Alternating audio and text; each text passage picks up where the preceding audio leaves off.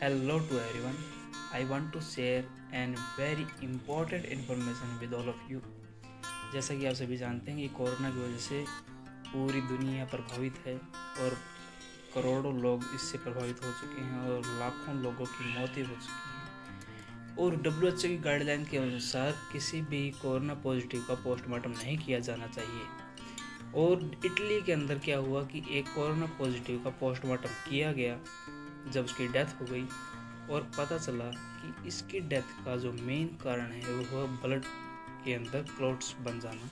Blood की clots बन गई उसके शरीर के अंदर, नसों के अंदर, शरीर के अंदर उसकी ब्लड की क्लॉट्स मिली, जिसकी वजह से उसकी डेथ हो गई क्योंकि उसकी जो फंक्शनैलिटीज़ है शरीर की वो अफेक्ट हो गई। ठीक है, तो जब उन्होंने गहन विश्लेषण किया जो कि वहाँ के इटली के साइंटिस्ट थे, तो उन्होंने पाया इस बात को कि ये सारा का सारा जो मामला हुआ है ये हुआ है because of radiations that are produced from electronic devices via signal. Okay, तो जैसा कि आप सभी जानते हैं कि रेडिएशंस निकलती हैं हर एक प्रकार के इलेक्ट्रॉनिक डिवाइसेस जब हम उसको यूज़ करते हैं, और इनकी एक SAR वैल्यू होती है हर एक इलेक्ट्रॉनिक डिवाइस की। आप सभी जानते होंगे कि काफ़ी साल पहले एक बात सामने आई थी कि इलेक्ट्रॉनिक डिवाइसेस जब ये 3G आया था, मेरे हिसाब से उस टाइम 3G आया था, उस टाइम हनी बीज हैं और ये बर्ड्स हैं, इनका आया था कि ये इससे इन्फेक्ट हो रहे हैं रेडिएशन से। और जब 4G आया तब ये भी आया कि पक्षी और पशु पक्षी इससे इन्फेक्टेड होते हैं। अब ये 5G जनरेशन आ रही है और क्या कहते हैं, जैसे आपने रोबोट 2 मूवी देखी होगी, उसके अंदर आपने काफ़ी बताया हुआ कि रेडिएशंस की वजह से पक्षी बहुत ज़्यादा मरते हैं, बहुत ज़्यादा प्रजातियाँ हैं वे विलुप्त हो चुकी हैं। अब जो मेन मुद्दा है, मेन जो बात मैं आपको बताना चाहता हूँ वो ये है कि इसकी वजह से अब ह्यूमन्स इफेक्टेड हो रहे हैं। और ये कोई बड़ी बात नहीं है, मुझे नहीं लग रहा मतलब ऐसा कि भाई ना मानी जा सके, क्योंकि जब इससे हनी बीज इफेक्ट हो रही है, जब इससे पशु पक्षी इफेक्ट हो रहे हैं, अब ये बड़े स्केल पे होगा तो ह्यूमन्स इफेक्ट होंगे। अब आप छोटे छोटे बच्चों को देखते होंगे, आपके घर में भी होंगे और आसपास में आपने देखे होंगे। ठीक है, कि वे क्या करते हैं, मोबाइल से बहुत ज़्यादा चिपके रहते हैं। अगर उनको मोबाइल ना दिया जाए तो रोना वगैरह जो भी है उनके माइंड पे काफ़ी इफेक्ट पड़ता है। और जो मैं कहना चाहता हूँ वो ये बात है कि रेडिएशंस ह्यूमन बॉडी को इफ़ेक्ट करती हैं, और जब हम इसका बहुत ज़्यादा यूज़ करते हैं तो ये बहुत ज़्यादा इफ़ेक्ट करती है।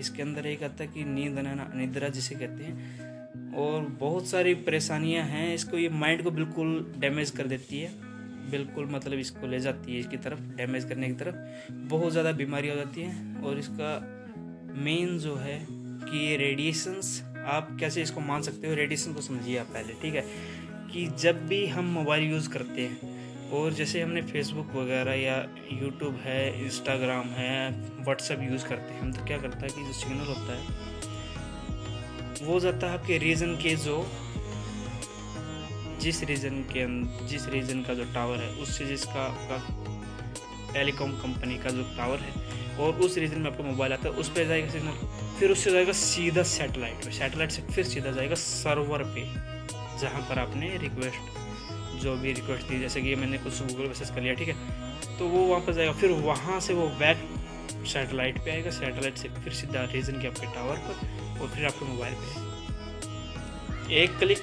इतना रेडिएशन करता है। ठीक है, और हम क्या करते हैं कि जैसे कि अब ये जियो को कहना नहीं चाहता, मतलब जैसे कि क्रांति जो कहते हैं इसके 4G की जो क्रांति हुई है, उसके अंदर नेट इतना सस्ता हो गया, बहुत ही फ्री हो गया था बीच में, 2016 की बात है, ये फ्री हो गया नेट। और मतलब कहते हैं ना लोग कि जैसे कि नेट फ्री नहीं हुआ और लोग फ्री हो गए। जो इंसान 100 MB भी यूज़ नहीं करता था वो आज 1.5-2 GB आराम से यूज़ करता है, और इतना या ज़्यादा यूज़ कर रहे हैं जिसकी वजह से रेडिएशन बहुत ज़्यादा हाई लेवल पे हो चुकी हैं।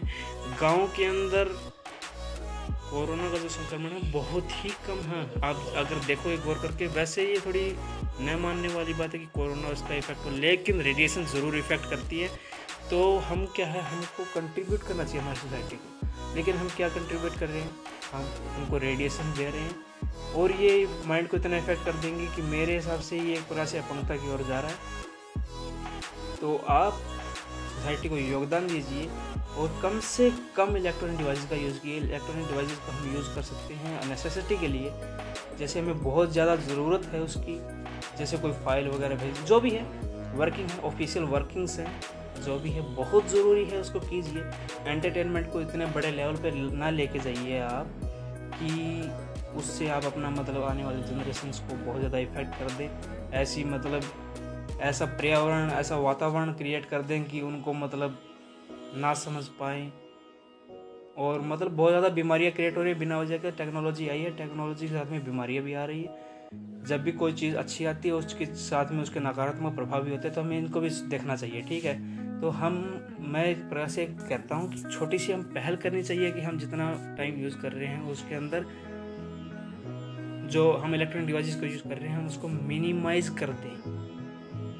जस्ट यूज़ क्वालिटी चेक्स के ज़रिए हम उसको यूज़ करें, केवल जो हमारा ज़रूरतें हैं, थोड़ा बहुत एंटरटेनमेंट ठीक। लेकिन आज का यूथ है ना, इसको इंटरनेट के कारण इतना इंटरनेट आ गया, हाथ में मोबाइल आ गया और बहुत धड़ाधड़ यूज़ कर रहा है, जिसकी वजह से रेडिएशन बहुत ज़्यादा हो रही है और इसका प्रभाव बहुत ज़्यादा और आने वाले समय में आपको बहुत ज़्यादा इसका इफेक्ट देखने को मिलेगा। तो आप अपने फ्रेंड्स, अपनी फैमिली को शेयर कीजिए और बताइए कि प्लीज़ थोड़ा इनसे दूरी बनाइए इलेक्ट्रॉनिक डिवाइस से। जब भी आप सोते हैं तो इस फ़ोन को स्विच ऑफ या फिर अलग कमरे में रखें या 3 फीट दूरी का इसका करें। और एक मैं आपको खास बात बताना चाहता हूँ कि किसी भी इलेक्ट्रॉनिक डिवाइस को हम लेते हैं, जैसे लैपटॉप वगैरह जो भी है, मोबाइल के अंदर एक कीवर्ड होता है जिससे हम पता लगा सकते हैं कि इसकी SAR वैल्यू क्या आती है। SAR वैल्यू एक प्रकार से रेडिएशंस को मापने का तरीका है कि किस डिवाइस की कौन ज़्यादा रेडिएशन छोड़ता है, ठीक है। इसके लिए होता है *07#। अगर 1.7 से अगर SAR वैल्यू आपकी फ़ोन की ज़्यादा है तो मतलब आपका मोबाइल बहुत ज़्यादा रेडिएशन छोड़ रहा है, जो आपके खुद के लिए बहुत ज़्यादा हानिकारक है। आप यूज़ कर रहे हो कॉल पे और यहाँ पर माइंड बिल्कुल सिर के पास में हम कॉल यूज़ करते हो, वो रेडिएशन जनरेट करता है, आपके माइंड को बहुत ज़्यादा इफेक्ट करता है। तो आप SAR वैल्यू चेक कर सकते हैं, 1.7 से ज़्यादा नहीं होनी चाहिए, ये गाइडलाइंस है और हर एक मोबाइल आपका सेव कर देगा ये, ठीक है। तो शेयर कीजिए इसको, इस इन्फॉर्मेशन, ये बहुत इंपॉर्टेंट इन्फॉर्मेशन है क्योंकि आने वाले समय में हमको इसका प्रभाव बहुत ज़्यादा देखने को मिलेगा। क्योंकि जिस चीज़ को हम यूज़ कर रहे हैं उसके हम बेनिफिट्स ले रहे हैं तो उसके हमें गलत प्रभाव भी देखने को मिल सकते हैं। तो प्लीज़ इसको शेयर कीजिए अपने फ्रेंड्स, फैमिली में, दोस्तों में, जहाँ पर भी आप शेयर कर सकते हैं। Thank you.